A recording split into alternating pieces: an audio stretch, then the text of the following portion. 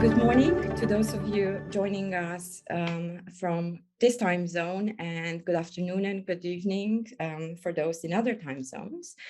My name is Ioana Cismas. I am a reader at the York Law School and the Center for Applied Human Rights at the University of York in the UK, and the principal investigator of the Generating Respect project. It is a great pleasure today to welcome you all at this conference. That is titled Religious Actors and Humanitarian Norms Compliance in Armed Conflict, Roles, Influence, Engagement. If you allow me, I should like to say a few words about the project, about the conference, and I would also like to express my gratitude to those who have made both possible. The conference is an event organized within the framework of the Generating Respect project, which is a 3-year research endeavor led by the University of York and funded by the UK's Economic and Social Research Council. The project examines how religious leaders influence the behavior of state and non-state parties to armed conflicts, and whether their religious interpretations can generate greater respect for humanitarian norms. The project, as does the conference, responds to a complex empirical reality, which I would describe as follows. First, we have humanitarian norms that are anchored both in IHL and international human rights law, and their aim is to humanize war, for lack of a better word, by requiring parties to armed conflicts to protect civilians from attack, to protect detainees from abuse, and to facilitate humanitarian assistance. Yet, we witness across the globe, and all too often, civilians being killed, detainees being tortured and ill-treated, and hospital aid convoys, and indeed other humanitarian facilities being bombed and attacked. So in response to this reality, I'm coming now to my second point, humanitarian organizations have thought to address compliance by engaging directly with the parties to an armed conflict, both state and non-state parties to an armed conflict. And they have mainly done so by prioritizing the incorporation of humanitarian norms in the internal rules of the armed actors, in their training, and in the accountability mechanisms of these actors. At the same time, and this is important for our conference, increasingly in the last 2 decades, the humanitarian sector has thought to engage other societal actors that have the potential to influence parties to an armed conflict. And among these actors that have been increasingly engaged are religious leaders. What we are seeing, if you want, is not quite a paradigm shift from direct engagement with parties to a conflict to an indirect form of generating influence. And I'm not even sure that a paradigm shift would actually be appropriate. I don't think it would be. But what we are seeing is rather an expansion of the paradigm of engagement beyond the direct parties to a conflict, an opening, an acknowledgement of influential societal actors, and indeed of civilians that have now become interlocutors of humanitarian practitioners. At the same time, there is an acknowledgement of the sociological processes of influence, of studies which seek to identify overlaps between religious interpretations and humanitarian norms, of critical assessments with this aspect.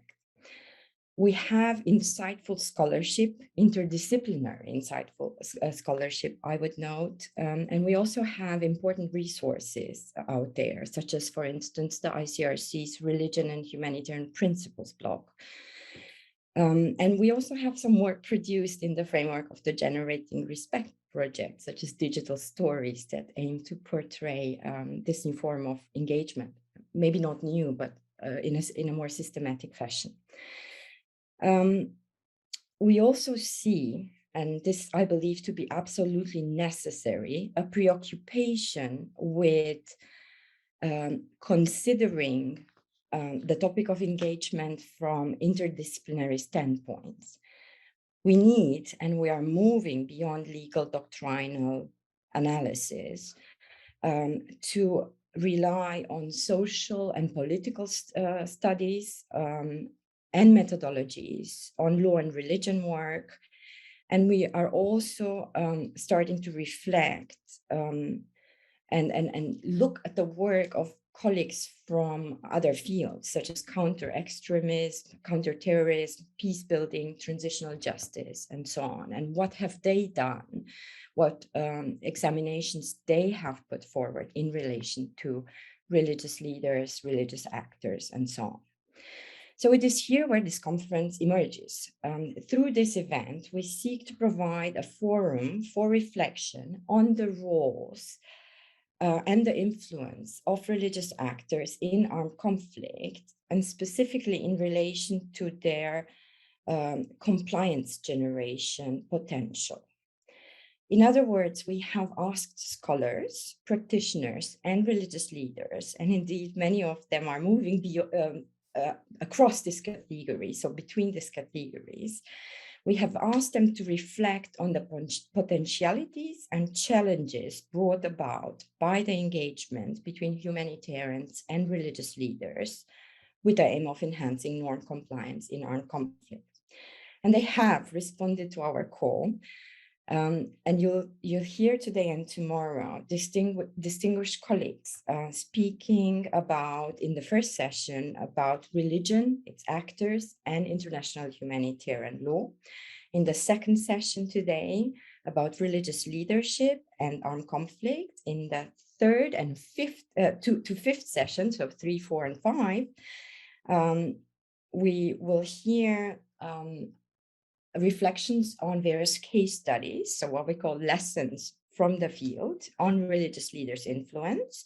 Specifically, we'll have presentations on Colombia, the Democratic Republic of Congo, and Myanmar in session 3, on Jordan and Libya in session 4, and on Syria and Yemen in session 5. Session 6, tomorrow, deals with religion and law, and the potentialities and limitations for engagement. And finally, session 7 discusses humanitarian engagement with religious leaders. We are also keenly aware and quite excited, frankly, to note and acknowledge that there is insightful research and practice out there that connects with our topic. And as such, yesterday, those of you who were able to attend the opening roundtable of the conference, which was co-organized with Geneva Call and chaired by Ezequiel Heffes, you would have heard 4 exceptional interventions on civilian engagement and non-compliance. We had Dr. Rebecca Sutton, Dr. Catherine Fortin, Mr. Omar Ahmed, and Professor Andrew Clapham, who shared with us their work and thinking on the topic of civilian engagement. And fear not, if you have missed the session, we will make a recording available. At the closing roundtable tomorrow, early afternoon, we are deeply honored to welcome a discussion on the topic of peer pressure as a strategy for non-compliance. And we will hear from Professor Aza Karam, the Secretary General of Religions for Peace, Professor Ahmed Shahid, the UN Special Rapporteur on Freedom of Religion or Belief, and Dr. Michael Wiener, Human Rights Officer at the Office of the High Commissioner for Human Rights. The roundtable will be chaired by Ibrahim Salama, the Chief of the Human Rights Treaties Branch, Human Rights Council, and Treaty Mechanisms Division at the OACHR, and the roundtable itself is co-organized with the OACHR on Human Rights Day. So finally, and you don't want to hear from me much more because we want to get to the presentations of the great papers that we have received. But before that, I do want to express my deepest gratitude to the ESRC for funding our project and the conference, to our project partners, Geneva Call, and the Project for Freedom of Religion or Belief at the Ralph Bunche Institute at the City University of New York, our collaborators, the Diaconia International Humanitarian Law Center, and the Observatory on International Humanitarian Law at Buenos Aires Law School. Our project advisory board, our chair and discussants today, who are fantastic and have agreed to chair and provide valuable feedback to our speakers, and of course to our speakers and all of you attending. Thank you, and I should like to hand over for a couple of minutes to my co-investigator in the Generating Respect project, Ezequiel Heffes. Ezequiel, you have the screen.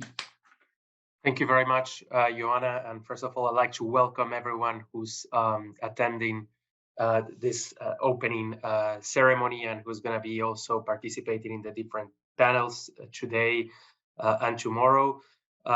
So I would like just to echo your words and perhaps to share that a Geneva Call, of course, which is a humanitarian organization that engages armed non-state actors.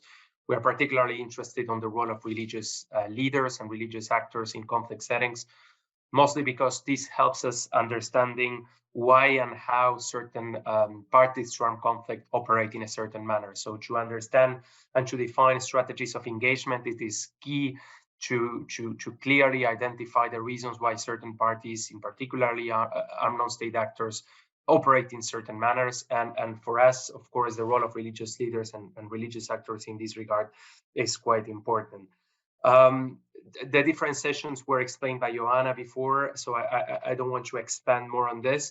I think we are about to reach the time, but again, this is from an operational humanitarian perspective, a quite relevant issue as it helps humanitarian actors understanding why parties to armed conflict actually either respect international humanitarian norms or on the other way around, they might breach some of their international obligations. So understanding this, it is essential to define strategies of engagement, and which may result in the end to increase the level of compliance of international law by parties to armed conflict.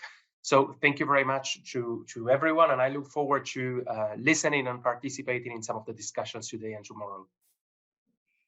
Thank you very much, Ezequiel. Before we start, just on time, quite incredible, I would like to say, I have 3 points on what we would call in an in-person conference, we would call this housekeeping rules. But since we live in the COVID-19 era of webinars, let's call this the web-keeping rules. The first one is that we are recording this conference and the roundtables, and we will make them available with a French transcript, hopefully very soon. The second point is that we have Q&A sessions for each of the paper sessions that I mentioned before, so each of the 7 sessions, and would kindly ask members of the audience to post your questions in the Q&A, to press the Q&A button and post your questions there. And the third point, enjoy. And with that, I'm handing over to Stephen Wilkinson, who is the manager of the Diaconia International Humanitarian Law Center.